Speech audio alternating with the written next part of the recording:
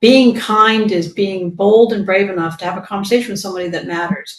Being kind is telling them something no one else is willing to tell them and putting it in a way that they can receive it. Being kind is saying something like, I'd like your permission to make you uncomfortable for a minute because I need to share this with you. That's kind. Hi, everyone. Welcome to this episode of the Intentional Leader Podcast. This is the podcast where you hear the real stories of people just like you who become extraordinary leaders. You'll learn valuable lessons from their lives, lessons that you can apply to become the best leader you were created to be. When leaders are intentional, lives are changed. I'm your host, Sean Olson. I am an executive coach, business owner, keynote speaker, and podcast host. Thank you for joining us for this episode of the Intentional Leader Podcast. As we get rolling, I would love to ask for your help. If you hit that like button, subscribe button, leave some comments, make all the algorithms happy. We greatly appreciate that to get our message out there about what leadership really is all about. Today, listeners, you are in for a treat as you get to meet a new friend of mine, Mary Kennedy Thompson. She is the CEO of BNI, Business Network International. If you know what that is, you're in for a treat today to go in depth on it. If you've never heard of it, be prepared for an eye-opening experience. Mary, it is awesome to have you on the Intentional Leader Podcast. Well, thank you so much for inviting me here. Being an intentional leader or leading with purpose has been something I've studied for the last 40 years, and it's a subject near and dear to my heart. Absolutely. I know you have an incredible story. So why don't you just kind of take us back and walk us through some of your professional career and leadership lessons learned along the way? Well, Sean, I started in my professional, I started working at 14, but I started my professional life after college as a Marine Corps officer. And Wow. traveled the world over for the Marine Corps and led in many stressful and serious situations. And what the Marine Corps taught me was that as a leader, being stable and congruent and helping people understand that leader's job is not to yell and scream. Leader's job is to stay very consistent and stable is very important. So it gave me a great foundation that I have used in the last 30 years in business. Sometimes when it's very easy to get stressed about something. And when you can put it in perspective and say, look, we're all alive today. Mm-hmm. We're going to see another day. Put my arm around someone and say, it's going to be okay. So that was very helpful to me, having those 8 years in the Marine Corps. That's awesome. So I know a lot of people that get into service, it was like a family thing, right? Parents were in it, things like that. What led you to the Marine Corps? Yes, my dad was in the Army, and I honestly didn't know what civilians did. My husband and I, we were both Marines, but we were both Army brats, and we would drive around going, "What do you think all these civilians do?" I remember my dad introduced me to someone once, and I'm like, as Mr. So and so, I'm like, yeah, but is he a sergeant? Is he a captain? Is he a sergeant major? What is he? And he's like, he's a Mister. Yeah. And so I never considered I wouldn't go in the military, and I'm so glad I did. I wanted to serve my country. I think most people who serve in the military, they have a heart to serve. Absolutely. Well, thanks for your service there. So I know there's a lot of people that have been in the military or currently in the military, and that transition to civilian life and civilian workforce is difficult. What was that like for you, and what did you dive into after your 8 years? Yes, it was hard for me. I think I spent a year almost mourning what I felt like was the loss of my identity. And I was a sales rep for a few years, and enjoyed it because I liked, it was very straightforward. I knew I enjoyed selling the product, but I was an individual contributor, and I really missed leading a team. Yeah. And that's where I felt like my calling was. And I remember my husband came home one day from a Chamber of Commerce mixer. He was a stockbroker at the time. And there was a little brochure from a company back then called Cookies by Design. It goes by, back then it was called Cookie Bouquet. Now it's called by Cookies by Design. Mm-hmm. And he put the brochure on my dresser. And I started looking, and I was like, man, these are the coolest cookies. But I don't know how to make them, and I don't know how to sell them. I certainly don't know how to make money selling them. No one in my family had ever been in business. And on the back, there were 3 magic words that said for franchising information. And this was so long ago, it was before the internet. Picked up the phone, I Yeah. called, I said, can you mail me a packet? And I laid all the packet out on the table. And I said to my husband when he came home one night, this is what I want to do. And as a great supporting spouse, he didn't say, what on earth are you thinking, or how are we ever going to do this? He said, when do you want to do this? That's awesome. So what drove the passion behind that business? Was it the fact of owning your franchise and be able to build something and build a team? Was it the product? What was your passion behind that? Yeah, it's funny. I love cookies, but it really wasn't the product. Anyone who knows me well knows I do not have good cooking skills. I can make you a really mean cookie because I've been trained well. Yeah. For me, it was controlling my own destiny. So I'm very biased on franchising. I think it's the great American dream. It's the great Canadian dream. It's the great French dream. It's the great Hong Kong dream. I mean, it is the great dream. What I liked about it was it allowed me, I didn't want to reinvent the wheel. I've never thought of myself as a very creative human being. I'm someone who likes to make things happen. I love the idea of getting a blueprint for how to do something and then working on bringing the right people and talent and then being operationally excellent. And franchising allows you to do that. It says, here is the system, here's the blueprint. Now follow this blueprint and go do it in the best possible way. Yep. Absolutely. And I like your last phrase. I was going to ask you the question of, franchises, they have the blueprints. A lot of people, when they step into business, have a blueprint from somewhere. What did you do to put Mary's touch on the blueprint for the cookie business? What I did was I learned how to find amazing talent and inspire and motivate them to do things they didn't normally think they would. I think there are still people who, I had 3 locations, and I think that I'm still in contact with some of the people who worked at my shops more than 30 years ago. I think they would say it was a time of growth for them, and they enjoyed it, and they felt like they were doing something that made a difference. And so to me, it's finding the right people, it's helping them be the best version of themselves, and it's making them excited about what they're doing. I used to say, we deliver happiness. That's what we do. That's what, and how amazing is that? Yeah. I mean, you hand somebody a cookie, who doesn't smile, right? I know. It's the happiness thing. So you ended up with 3 stores, which is awesome. How long was that journey with the cookie business? It's quite some time. It was more than a decade. And I actually, I always say you should not get into anything without knowing what your exit strategy is. I've always thought it's important to have both. And I was getting to the point where I believed I needed new challenges. I was either going to add more businesses or sell the businesses. And so we decided to put the businesses up for sale, and they sold quickly, to my surprise. And this was 1999. And I went to the franchisor and I said, look, I love this company, but I'm ready for something new. I'm ready for new challenge. I'm very challenge driven. And I have buyers, and we'll be able to, harvest some of our wealth and use it as a nest egg to build for the future. And they said, come work for us. And I said, I joke about this, but it's the truth. I said, I don't think I can go work for the dark side. And the CEO then said, I'm mailing you a ticket, because there's 4 e-tickets. You got to come visit. So I came, and she said, name your title. What do you want to do? Can you teach other people to do what you've been doing? We were in the 32nd largest market back then, and we were number 6 in the nation. And so I said, okay, I'm going to be a shop facilitator. I built the field program. I built the supplier program. I built and worked on the marketing program until the founder asked me to come and lead the company over those years. And I remember the first year, I think I did 132 site visits out to shops. And I wanted to go back and buy my shops back because I had learned so much. I was like, oh my God. And I took those lessons and used them and applied them, to the blueprint and to the system and the sharing of best practices. That's one of the beautiful things about franchising is you have this, they say you're in business for yourself, but not by yourself. You have this collective intelligence you can draw upon. And it's one of the things I love about franchising. That's awesome. But I love that story, just progressing from owner of a store to 3 stores to working at corporate to ultimately running the entire thing. So you said your store season was a decade, and then the corporate season? Yeah, it was a little bit more than a decade. And so I was working at the corporate headquarters. I was then the president.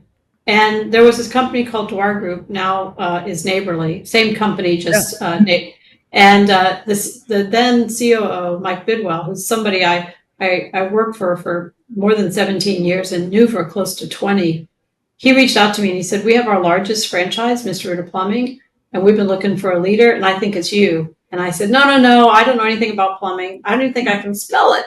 And he said, "Yeah, but you know franchising, you know how to grow businesses. I consider myself a high growth executive. Some people are turnaround people, some people are maintainers, and we need all of them.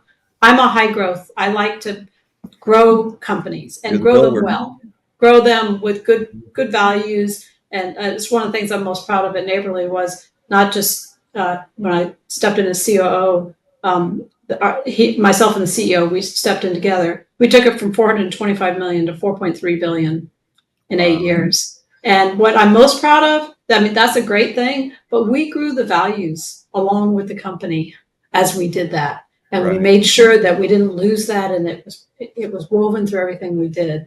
So I like doing that. And so I said, yes, I'll come over and learn and run this plumbing company. I actually earned my plumbing license over part of the time while I was there.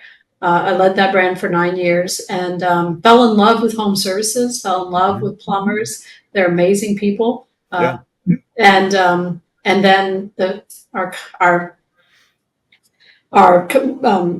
parent company said, we're going to take the CEO and make him CEO Neighborly, and we want to match you to him and have you two go up together.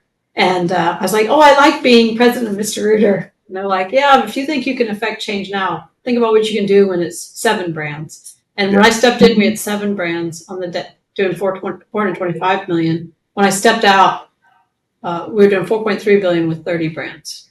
Incredible. So you said something really important a little bit ago, and I think that a lot of entrepreneurs view business as one piece, right? Like doing my marketing and my sales for my product or service. But as a leader, to lead yourself as well as to lead others, it really comes down to a values proposition. We have to know who we are, what we stand for, what this company and organization stands for. And so you said you kind of really drove the values at Neighborly. I think you said there were 4 of them. What were those values driving the company? Oh, yes. You remember well. I've been so fortunate. I've had 3 organizations, very strong culture with strong values: the Marine Corps, Neighborly, and now BNI. Neighborly has this thing called Live Rich, with respect, integrity, customer focus, and having fun in the process. And underneath those are our more values. There's 15 total. And we would recite them when we'd have a meeting of 2 or more people, 3 or more people.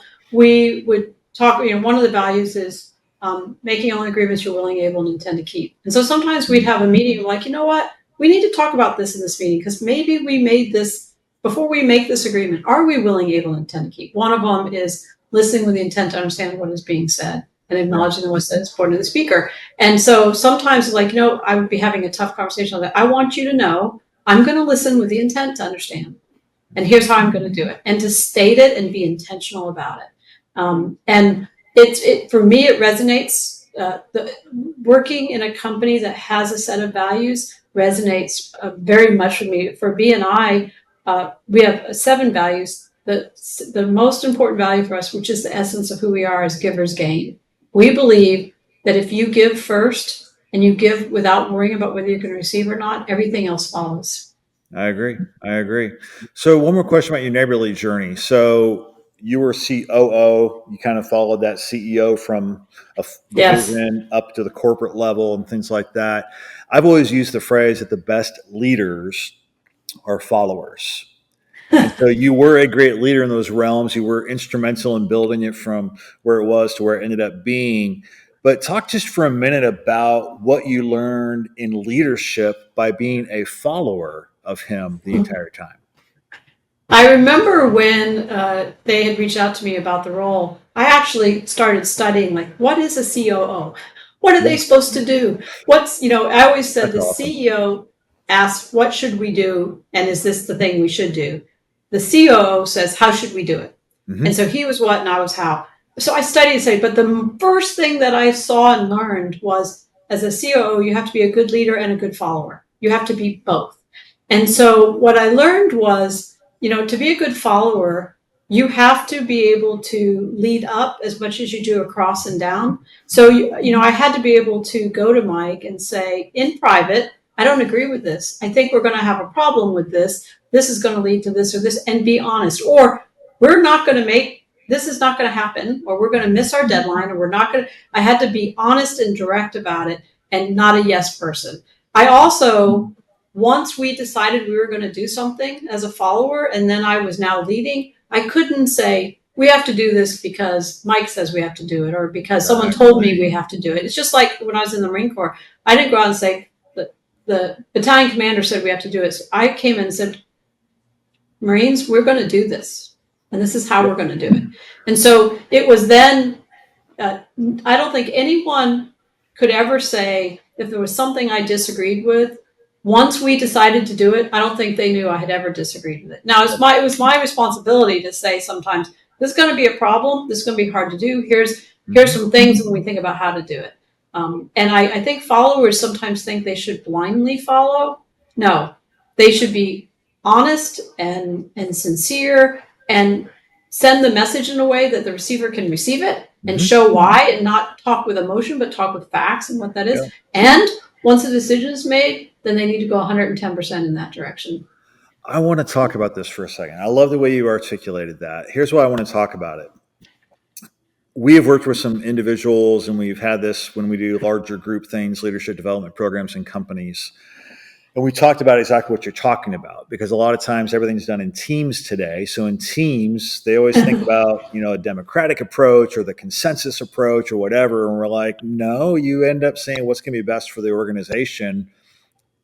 I have a chance to share maybe in the midst of the conversation why I may disagree, but whatever decision is made, I buy in and I go and I execute it. And I appreciate what you said, that when you go to your team to begin to lay out the orders for it to be executed, they never know anything else other than we are doing this. We are doing it. Here's why I want to push this. I've had some people say, I can't do that.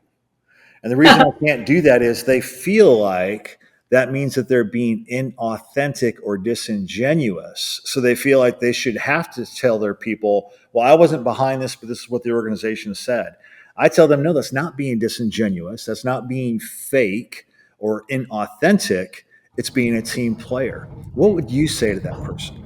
I love that you bring that up, because I also think authenticity is the hallmark of an outstanding leader. Absolutely. When you talk about authenticity is who you are, and how you communicate and how you work with people and how people experience you is consistent and congruent. I always say my 3 words are kind, transparent, and direct. And kind is not nice. It's different, but those are the ones I really focus on. When I hear someone, I remember when COVID came, I had someone say to me, how on earth am I ever going to tell my housekeepers to get in a car and go to someone's home when it feels so dangerous? Right. And I said, well, let's talk about this. I said, you have them get in a car. It's the second leading cause of deaths in the United States. How do you get them to get in a car? Do you feel like you're not being authentic or real? And they're like, well, I tell them to drive safely and I tell them to follow the rules of the road. I said, exactly. So when it's, if I thought doing something was going to hurt somebody, then I would go back and go, I can't do that. And I'd go to my boss or my organization and say, I cannot do this. And if you can't do it, then you probably need to leave the organization. Exactly. Frankly. But once we say, and I like collaborative thinking and collaborative enrolling people and bringing them in. At the end of that collaboration, a decision has to be made. Yep. Once that, and yes, I often get to be part of it. And when I was in that role, and sometimes I didn't have the full picture, because there's the coach on the football field that's on the field, and there's a coach in the skybox. They're both looking at the same game, but they're seeing different parts. And so once that call was made, I have to approach it and have faith and trust that the leader is taking us in the right place. And if I don't have faith and trust in that leader, why am I there? Exactly. And so, I agree with you completely, Sean. We should be, once we say this is what we're going to do, it's not this is what so-and-so told me to do, this is what I have to do, this is what we choose to do. And there's I have to do it, I get to do it, I choose to do it. The most powerful phrase is I choose to do it. And I'm going to do it 110% so that we have the best chance for success. Hi, everyone. I want to quickly interrupt this podcast to talk to you about something huge that is coming out in August from Renergize Professional Coaching. It is the Intentional Leader Network. We've talked about this coming.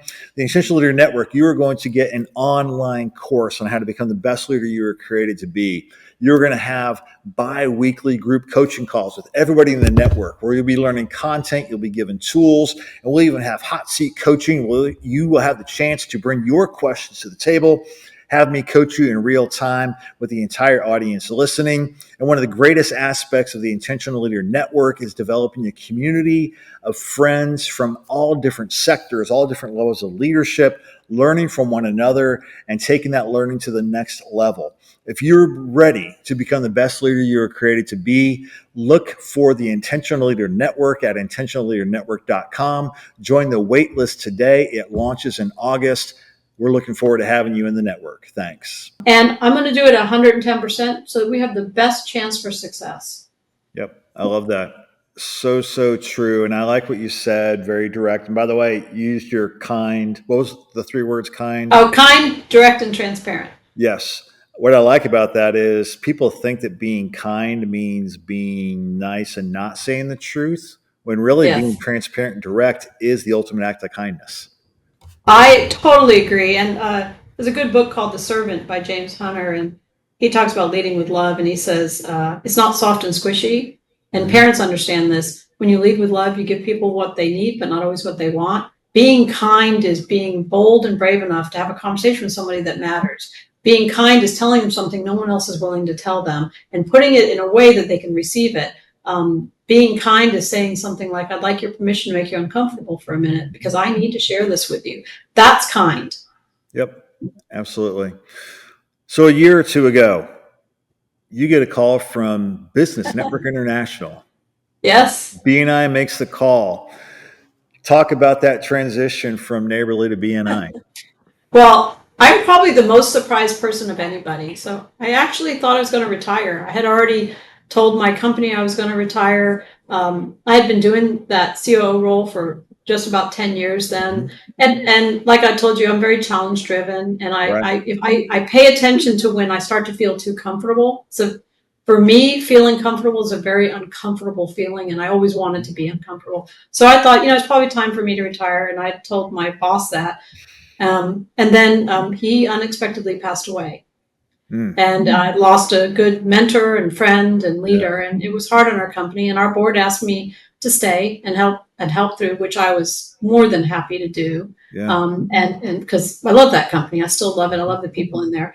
And so we were doing that when BNI reached out and said, we've been looking for a CEO for a while. We think you're it. And I said, oh, and I started with no, like I did the other 3 times. I said, no, I'm going to retire.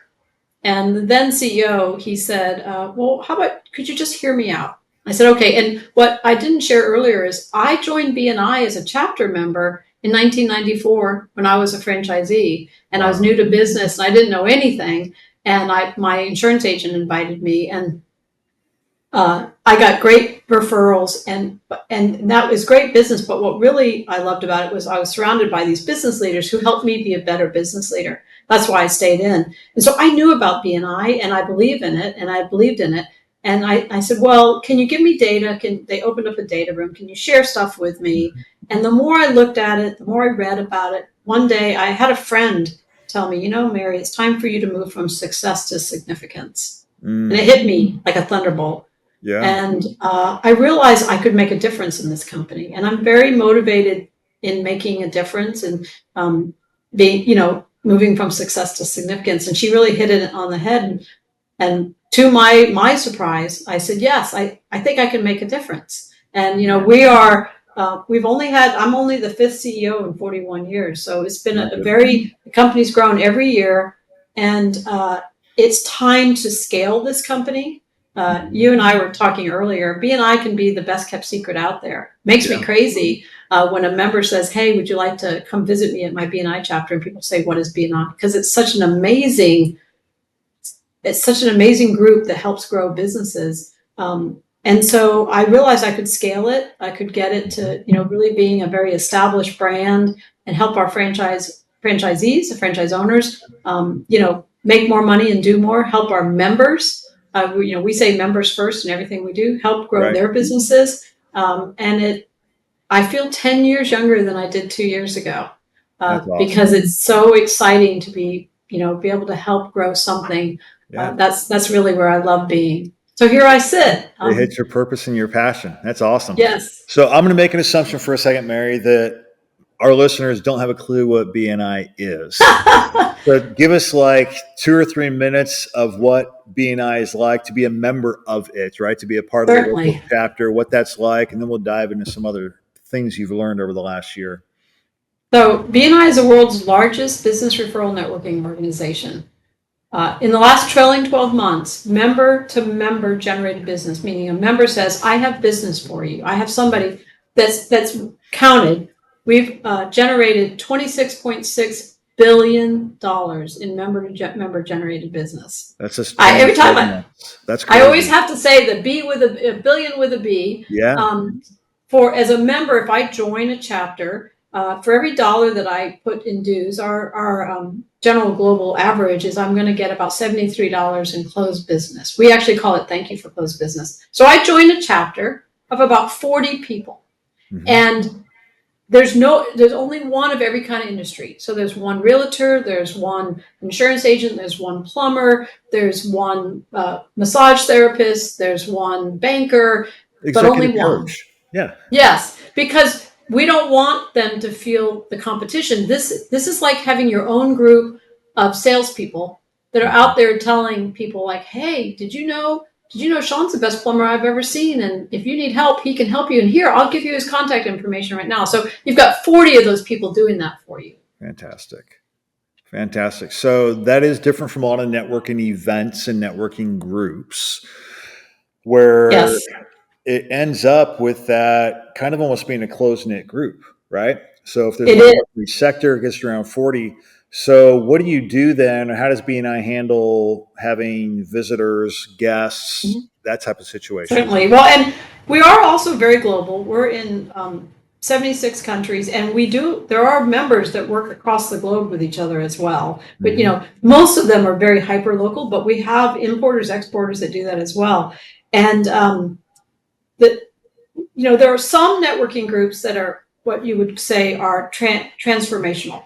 Like I go and I've been in those groups before, and they're great. And you get together. They're like like an extra board that helps you think about stuff and a mindset. Valuable purpose. Yes. And then there are some that are that are transactional. Like I go to some speed networking thing, and I might walk away with 3 business cards. BNI is both. It's transformational and transactional. So, and the way we do it is we know that the discipline, and the root of the word discipline means to learn. The discipline of meeting every single week for an hour and a half, and going around the room and saying, this is who I am, and this is the referral I'm looking for. I'm a realtor, and I usually sell homes that are between 300 and 800,000 in this area. I'm looking for people who want to buy homes in that area. As an example, very specific. We teach them, because there's an art and a science to networking. We teach them both. And so it becomes transactional because I have this great app, and I put in, I have this lead for Sean, and he's, here's her name, here's her contact information, and it pops up on your app right away. You call, so you get business. And with the giver's gain, I'm not looking for what I'm going to gain. I'm looking for, can I send business to you? Then the transformational part is that I've got 40 people I know really well, and they're all good at something I'm not good at. And we encourage what we call one-to-ones, where for 30 minutes, once a week, you're meeting with somebody, and you're like, tell me about your business. What's best about your business? One, it helps me better tell people about you when I'm telling about your services. And 2, you're going to tell me something I never knew before. I didn't know that you can do that. I could do that in my business. So it becomes both. And you wrap it to me, it's like these 2 things put together where 1 + 1 is 3, because you wrap it in the discipline of the every week meeting. Yep. I love that. So you use two powerful words. You used this the first time we were talking about the science and the art of networking, because most people think if I show up to the event, hand out the 10 business cards I need to get handed out, and then literally I go back to my office, I sit at my desk, and I pray somebody calls, right? Yes, That's how networking typically traditionally has been done. And it gets frustrating because people sit back and they think this isn't even worth it. So when I hear you talk about the science and the art of it, I hear you talk about a $1 to $73 return of your time and investment in it. You hit a little bit with the transformational and transactional, but talk just for a minute about the true art and science of networking to really make it effective. certainly. So let's say you joined a chamber, and by the way, a lot of people should join Chamber of Commerce's. Mm-hmm. You know, it's not like you can only be BNI, you can't be in a chamber. You should do both. But I go to a mixer. I go once a month. I have a name tag. I forgot to write what I do. I just wrote my name, Right. and you and I show up, and you wrote your name, and I know I've met you before. Right. Okay, so and this is the science of that. And so I walk up and I say, "Hi, Sean. It's nice to talk to you." You say, "Hey, Mary," and how's business? I'm hoping you're going to tell me what business you do, but you don't. You say, "Business is good." Yep. I don't even know how to tell you. I'm a plumber and I'm looking for the homes in this neighborhood because I know they have big trees that are growing roots into lines, and I can fix that for all the homes in this neighborhood. The science is that I have a name tag that says I'm Mary Kennedy Thompson. I'm ABC plumber in this area, and you're Sean, and you are the realtor. And so now the science is I say, "Hey, it's good to see you again, Sean. Let me tell you about the neighborhoods I've been working in. Do you sell homes in those neighborhoods?" And I know what to say and how to say it and when to say it and how and do it in a very tight, concise way. And I know that there's nothing wrong with doing that.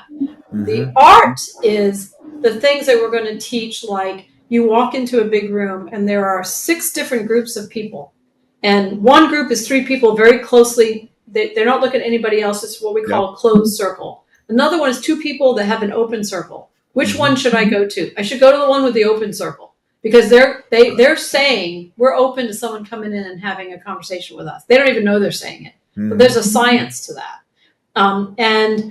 And so and then and there's an art to how I come in and have that conversation, and an art to when you and I have a one-to-one. I should spend some time telling you about myself, that I have children, that I enjoy running, because the art of that will help you remember me better and connect with me better. So the next time you're like, "Oh, I like Mary," and people do business with people they know and like, know, trust, and like. It starts Right. to build trust, and now you're more likely to say to your friend, "I think you should use Mary and her Yep. business." I agree. I like you using those 3 words. I use them all the time, right? The know, like, and trust. And all Absolutely. three need to be present. Yes. And And you there is can't build trust once. You can't just no. show up and shake hands and build trust. It takes week after week. I liken it to belonging to a gym. You can sign up for a gym, but if you don't go to the gym, you're not going to get healthy. You Right. can read all the books and know the science, but if you don't know the art of this is how I lift the weight and I'm there at the discipline of going every single week, you're not going to have the benefit. It's the Yep. same thing. So the big differentiator for BNI, and this is really key, listeners, to hear this, is incredible networking events are out there. Go to those. Go to the chamber events. Go to different things you have in your city. But it is the art and the science of it. BNI has that built into it. It's structured into it. You're still going to learn it. You still need to be intentional about it. But it's built into the structure where it makes it easier for people to really dive into that model. Yeah, and it also makes you a better networker outside of BNI. So I belong to a chapter. I think that just like I earned my plumbing license when I led Mr. Reader, I'm a believer that you need to understand at every level the organization that you're serving. And so I'm a member of a chapter here in Charlotte, which is where our global headquarters is. And we have a painter in our chapter. I love him. His name is Ruben. And English is his second language. And he would tell you this story. He said this story in the chapter. He said, "When I came in, I was very nervous about standing up and giving a presentation about what I do. It took about 2 months of coming every week to where I was comfortable. And I use that in all the other places I go, and when I go to people's homes, and when I go to a mixer or some kind of networking event." And he said, "When I was doing one job a day, when I got here. I'm doing 10 a day, and 6 of those are coming from BNI. And it's, so there's that transactional, but then there's the transformational. Like, I'm comfortable now standing up in front of a group and talking about my business. We have thousands of hours of continuing education units. Mhm. That's part of the discipline. Is we want you to do a 1-to-1 every week. We want you to attend. They're all on an app. I do it when I'm out running, listen to a continuing education unit. So now he's better. His business is growing, and he's taking it in addition to BNI, outside of BNI. Yeah, fantastic. Great points. So when you and I met previously, we had a conversation. You said you had 2 major learnings your first year at BNI. Your second learning, beyond the science and the art of it, was the switch to strategy, which I found kind of interesting because you've had, by all indications, a stellar career in leadership and growth in big companies, but yet this new learning. So I like, first of all, that you're a lifetime learner, because we all need to be as leaders. Leaders are learners. But what was this learning you had in that first year about the switch to strategy? Well, one of the BNI values is lifetime learning, by the way, and I love that, is that we must be lifetime learners. And if you're not growing, then you're dying. I don't think there's anything in I between. agree. And most of my roles up to then had been very tactical. The chief operating officer role is a very tactical role. Your question you always ask is, how do we do it? I was always in meetings thinking, okay, how are we going to do this? How many people? How many? And it's extremely tactical, and it's important. And you have to understand the tactical side, and you have to get it done, and you have to execute brilliantly what you do. I'd rather have a 60% idea that I execute at 100% than a 100% idea that I execute at 60%. Love that phrase. Yeah, so that was important. To be the CEO, I have to ask more like, what should we be doing? Should we be doing this? What is going to help grow us strategically in the best way? And I was nervous. I wasn't going to be strategic enough. So I sought out mentorship. I actually am a huge networker, and went through my network and asked for help, and got Bob Eckert, who is former CEO of Mattel, and a couple other really big leaders, and told them, I'm worried I'm not going to do a good job being strategic. What things should I ask or think about or do, and to elevate my thinking so that I can help serve this organization best. Awesome. And you got some good insights and began to execute. I did. I'm amazed at how much more listening I do in this role than I did in my previous role. Because when you're thinking about doing, you're like, okay, you over here, you over here, you over here, you over here, and you're doing that. When you're thinking about what you should do, you need a lot of voices to come in and say, what about this? Why? How do you know this is true? Like, people will say, it's blah, blah, blah, blah, blah. And I'm like, how do we know that's true? Can you show me where that's true, and where the proof point behind it? Or, we've got to do this. Give me the business case behind why we should be doing this. So I went from, more like laying out and telling people, you over here, you over here, you over here, which is important to be able to do, to tell me more, help me understand this, show me how you know this to be true. What if, and asking a lot of what if we did this instead? And then not being the first voice in the room. So it's interesting. I've just been putting together this presentation called Beyond the Spotlight, the shadow we cast as leaders.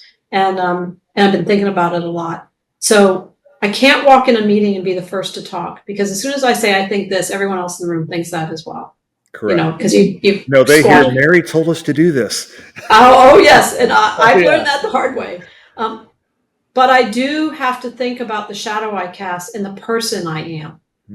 And I think sometimes as leaders we forget about who we need to be to have a lasting, because our shadow is that lasting influence that we have on our followers by what our behavior, by the priorities, and by the relationships and the relations that we do. And so I've had to really spend some time thinking about that. What is that shadow? And how do I set the tone, by what I say, what I act, how resilient I am, where do I show courage, and how do I act with care? And so I've been thinking a lot about that so I can walk in a room and say nothing and say something. Yes. By how I treat people. Yes. By how I listen. By the things that I say are important and the priorities. And also sometimes by what I don't say. Absolutely. Leadership is influence. Everything you're just describing, our verbals, our nonverbals, how we do things, how we treat people, all that casts our influence. So a lot of our listeners, Mary, would be great candidates for BNI because they're Oh, solopreneurs, yes. entrepreneurs. Over half of our audience is in that boat. And I want to hit something you've been talking about. I appreciate your conversation about strategy and having to be in this new role as CEO and how that plays. A lot of our listeners, they don't, they are CEO and COO and CFO Everything. and everything, right? And so I think it's important, though, the way you articulated that, it just came to my mind. I'm like, for those of you that are in that boat, you literally, it's a mindset issue. And it's literally like one day I'm going in and I'm putting on the CEO hat and I'm just going to my Yes. mindset today on strategy and talking to those people and listening and reading about that. The next day I may come in and I have the COO hat on. How are we going to do this? After that, I may come in and I actually have the delivery hat on, right? Be it a service, be it but it really is about saying, this is what I'm going to be doing today. I know you've had to kind of jump back and forth at times. What tip would you give to those leaders to be able to change hats? Well, a couple of thoughts, and I've been in that exact same boat, Mm-hmm. and as a small business owner and trying to figure that out.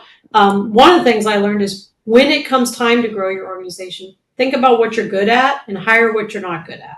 So Mm-hmm. what happens is we hire people that are just like us because we like them and they're just like us, and then we have a bunch of people good at what we're good at. So understand what you're not good at, and know that it's going to take more energy to do the things you're not good at. So if you're wearing 5 hats, then if I have 5 things to do and this one hat I'm not very good at, I need to give more time to do it because it's going to take me longer and harder. And what happens is we go to the things we're good at, and we love being that and doing that, and we can do them fast, and we're usually unconsciously competent.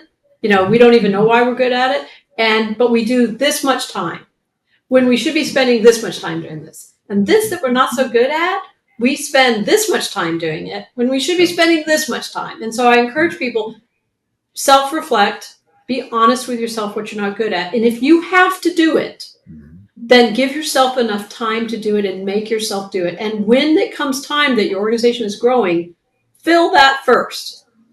Don't find someone just like you. Find someone to fill that you're not good at. Great insight. Great insight. So I know our listening audience, half is in the US, half is around the world. BNI is now in 76 countries. That is fantastic. So if there's a listener today is saying, hey, I want to find a chapter, where do they go? They can go to BNI.com. At the top, it says, I want to be invited to a chapter.